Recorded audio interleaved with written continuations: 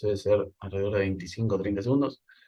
Se puede administrar una segunda dosis, pero a mitad de la dosis administrada anteriormente, es decir, vamos a dar 0,5 miligramos por cada 100 unidades. También hay que tener en cuenta la dosis administrada de protamina según el tiempo eh, desde la última dosis que se administró la heparina. Por ejemplo, si fue hace menos de media hora, vamos a administrar de 1 a 1,5 miligramos cada 100 unidades. Si pasaron más de 30 minutos, pero en menos de 2 horas, vamos a administrar la mitad de la dosis, es decir, de 0,5 a 0,75. Y si pasaron más de 2 horas, una dosis baja de 0,25 a 0,375 miligramos cada 100 unidades de protamina. Em, Algo interesante a tener en cuenta es que a veces se puede administrar la heparina en infusión intravenosa continua. Entonces, ¿cómo hacemos para calcular la dosis de protamina? Lo que se hace es, se calcula la dosis administrada en las últimas 2 a 3 horas. Por ejemplo, si un paciente recibe 1000 o 1250 unidades de hora de heparina, se calcula esa dosis, eh, hubiera recibido más o menos alrededor de 3.000 a 3.500 unidades en las últimas 2 a 3 horas. Entonces vamos a administrar 30 miligramos de protamina para esa dosis de heparina. Y bueno, si el paciente no sangra, hay que considerar no administrar la protamina, valorando riesgo-beneficio. En cuanto a la neutralización de la enoxaparina, si se administró hace menos de 8 horas, se da 1 miligramo por cada miligramo de enoxa. Entre 8 y 12 horas, o si se requiere una segunda dosis de protamina porque continúa el sangrado, se administra la mitad de la dosis, es decir, 0,5 por cada miligramo de noxa. Y si pasan más de 2 horas, seguramente no se vaya a necesitar la protamina. En cuanto a efectos adversos, tenemos los principales son la hipotensión, que es moderada y de corta duración, y la bradicardia, que se dan principalmente con la administración rápida de la protamina. En cuanto a respiratorio, puede generar edema pulmonar no cardiogénico, insuficiencia respiratoria, broncoespasmo, puede también generar angioedema, urticaria y rubor, reacciones de hipersensibilidad y shock anafiláctico. Se ha visto casos de vasoplejía eh, en pacientes que se han administrado protamina, vasoplejía que no responde a los vasopresores. En cuanto a los hematológicos, neutropenia y trombocitopenia suelen ser transitorias y suelen ceder en pocas horas. Y bueno, dosis excesivas pueden prolongar tiempo de coagulación, porque la protamina de por sí tiene un efecto anticoagulante. Gastrointestinales, náuseas y vómitos, y bueno, también puede dar sensación de calor y dolor de espalda. Como dije antes, se ha descrito un síndrome vasopléjico en pacientes en los cuales se administró protamina. Hay un reporte de un caso, una paciente de 60 años, la cual se está haciendo un bypass, una cirugía de revascularización miocárdica, eh, y la cual luego de la administración de protamina se produjo un síndrome vasopléjico que no respondía a vasopresores, y luego de la administración de azul de metileno, la paciente comenzó a aumentar su TEA. Es raro, pero está escrito este síndrome por administración de protamina. En cuanto a las contraindicaciones, bueno, hipersensibilidad a la protamina o a cualquier componente de su formulación. Acuérdense que la protamina deriva del esperma del salmón, por eso en pacientes que tienen alergia al pescado sería una contraindicación. Y hay que tener cuidado con el rebote de heparina que se ha informado ocasionalmente, eh, y los síntomas suelen aparecer entre las 8 y 9 horas después de la administración, pero pueden aparecer hasta 18 horas después. Eh, para las reacciones de hipersensibilidad hay factores de riesgo determinados, como son las dosis altas o la sobredosis, dosis repetidas, administración previa de protamina. Esto incluye también medicamentos que contienen protamina, como por ejemplo los pacientes diabéticos en los cuales se están tratados con insulina lisproprotamina, alergia al pescado, porque deriva justamente del salmón, la vasectomía u hombres no fértiles y que pueden haber generado anticuerpos contra la protamina. Y bueno, también hay que tener cuidado con las reacciones a la infusión, porque si administramos rápidamente un bolo de protamina puede provocar hipotensión grave y reacciones anafilácticas. como dije antes, deriva del esperma del salmón. En alérgicos se puede utilizar la hexadimetrina en vez de la protamina. Y para el rebote de parina, sospechamos que un paciente puede llegar a tener un rebote de la misma, una cirugía cardíaca que se somete a circulación extracorpórea.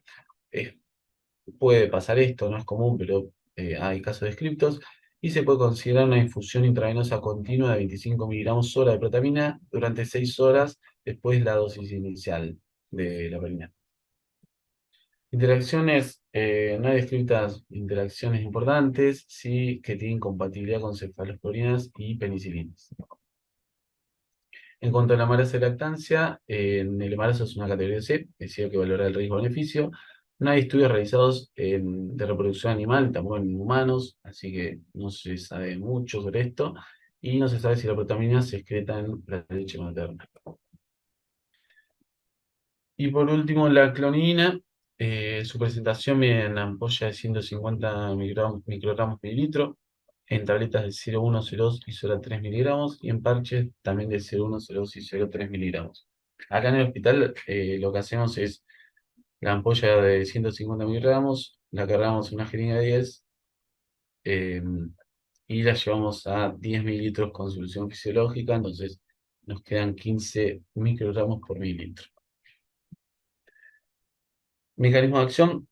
La clonidina es un agonista alfa-2 adrenérgico, tanto en tronco del encéfalo, y cuando se administra por vía epidural, actúa sobre estos receptores en el asta posterior de la médula espinal, inhibiendo así la transmisión hacia nociceptiva hacia el cerebro. Lo que hace básicamente es una inhibición, una reducción de la sensibilización central.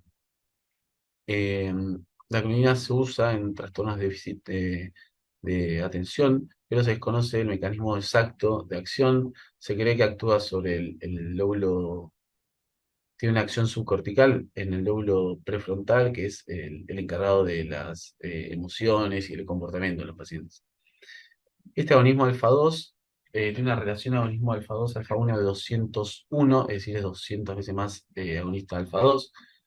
A diferencia de la dexmedetomidina, se dice que es 8 veces más potente, es decir, tiene un agonismo alfa-2 de 1600.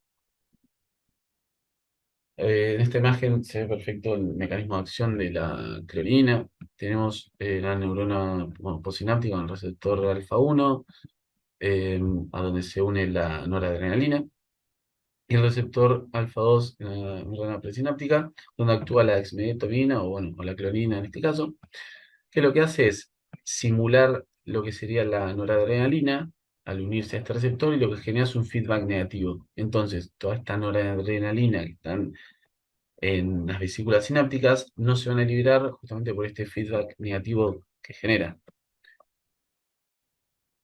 Por este mecanismo de acción es que se entiende que si uno suspende la clonidina de manera brusca, puede generarse una hipertensión de rebote, porque una vez que cortamos la unión de la clonidina en este receptor, este feedback negativo deja de existir, entonces se comienza a liberar grandes cantidades de noradrenalina en el espacio sináptico, y por ende vamos a tener un gran estímulo simpático. Bueno, acá más o menos otro esquema para entender el mecanismo de acción. Tenemos que, obviamente, si no hay noradrenalina, estos receptores alfa-1 no van a estar ocupados, se va a producir una disminución de la resistencia venosa periférica, resistencia vascular periférica, también los receptores beta-1 en el corazón, lo que va a producir es una disminución de la frecuencia cardíaca y del gasto cardíaco, y todo esto va a llevar a una disminución de la tensión arterial. Tiene administrada de forma intravenosa, tiene una latencia de 5 minutos con efecto pico a los 30. Administrada vía oral tiene una biodisponibilidad del 85%, con una latencia inferior a 1 hora y un efecto pico sobre la tensión arterial a las 2 a 4 horas. Una vida media de eliminación beta, que sería cuando se elimina el 50% del fármaco del plasma sanguíneo, que esta vida de eliminación es de 7 a 20 horas. Una unión a proteínas plasmáticas del 20%, un metabolismo hepático del 50% y una excreción renal generalmente un 50% se excreta de manera intacta.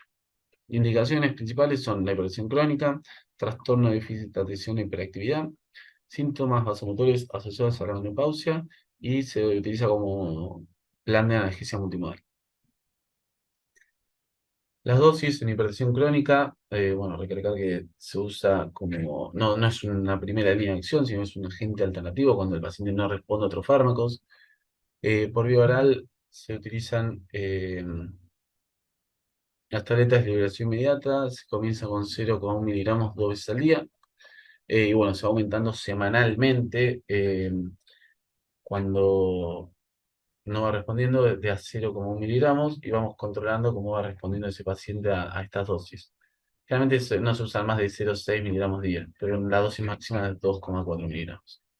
Y las de liberación prolongada se comienza con 0,17 miligramos día, una vez al día antes de acostarse, y se va aumentando la dosis de a 0,09 miligramos por semana, ¿no? La dosis máxima es 0,52 miligramos día. Y a través del parche transdérmico se comienza con 0,1 miligramo por parche 24 horas, aplicado una vez por semana, y tarda 2-3 días a comenzar a hacer efecto luego de la aplicación del parche. Acordarse que por este riesgo de hipertensión de rebote no hay que suspender la clonidina, sino que mantenerla, lo ideal es mantenerla en el perioperatorio del paciente por este riesgo de la hipertensión de rebote. En cuanto a los síntomas vasomotores asociados con la menopausia, también es un agente alternativo cuando el paciente no responde a la terapia hormonal o no desea esta terapia. Se utiliza de manera oral 0,05 miligramos día, 0,05 miligramos 2 veces al día. Y el parche transdérmico se da un parche de 0,1 miligramos por día aplicado una vez por semana. Para el trastorno de déficit por atención, se dan en pacientes de menos de 45 kilos 0,05 miligramos día y en más de 45 kilos de 0,1 miligramos día.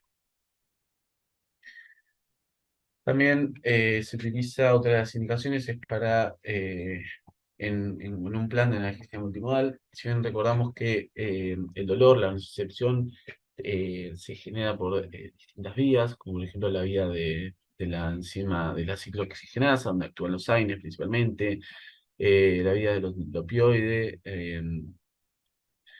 la vía de, bueno, los canales iónicos voltaje dependiente, como son el canal sodio de calcio, que actúan los anestésicos locales, los canales iónicos, los receptores de NMDA, donde actúa la ketamina, y el sistema nervioso simpático, que son el blanco de acción de estos agonistas alfa 2, como es la clorina. Entonces, la dosis en analgesia multimodal tenemos una dosis de carga de 0,5 a 2 microgramos kilo en 15 minutos y luego para mantenimiento se dan de 0,2 a 0,4 microgramos kilo hora. Algo importante a tener en cuenta es que la Food and Drug Association, la FDA, autorizó el uso de clorina intratecal y epidural para el manejo de dolor, pero la ANMAT acá en Argentina no autoriza el uso de clorina intratecal. La infusión continua endovenosa de clonidina durante el intraoperatorio tiene efectos beneficiosos, ya que disminuye la presión arterial sistólica, la diastólica y la frecuencia cardíaca, reduce los requerimientos de hipnóticos y antiopioides, no altera la frecuencia respiratoria del paciente, tiene efecto antihiperalgésico y disminuye la respuesta simpática en el postoperatorio inmediato del paciente. En cuanto a efectos adversos, principalmente, o los más importantes a tener en cuenta, son la bradicardia y hipotensión, con la administración de la clonina, hipertensión de rebote y el bloqueo auriculoventricular. Deverox y colaboradores publicaron en el New England Journal of Medicine en 2014 que dosis bajas de clonina no reducen la tasa de muerte o el infarto de miocardio en cirugía no cardíaca, sino que por el contrario aumentaban el riesgo de hipotensión y paro cardíaco no mortal. Entonces hay que ser cuidadosos cuando utilizamos estos agonistas alfa 2, especialmente en pacientes con enfermedad cardiovascular grave. Otros efectos adversos tenemos, bueno, sequedad de boca, estreñimiento, letargia, somnolencia, sedación, depresión y bueno, también puede generar depresión respiratoria, pero es más raro. En cuanto a las contraindicaciones, hipersensibilidad a la clonidina, pacientes con bradiarritmias graves como eh, bloqueo auriculoventricular de segundo o tercer grado. Interacciones, tenemos que tiene interacción con fármacos hipotensores, es decir, pueden aumentar esta hipotensión, como son diuréticos, antagonistas de calcio, como verapamil y diltiazem, los IECA. En cuanto a verapamilo, puede producir una bradicardia extrema administrado junto con la clonidina. Los antidepresivos tricíclicos, se ha visto que pueden inhibir el efecto antihipertensivo de la clorina, betabloqueantes o dioxina pueden causar alteraciones del ritmo bradicárdico y, bueno, sustancias depresoras del sistema nervioso central pueden potenciar los efectos depresores o de sedación de la clorina.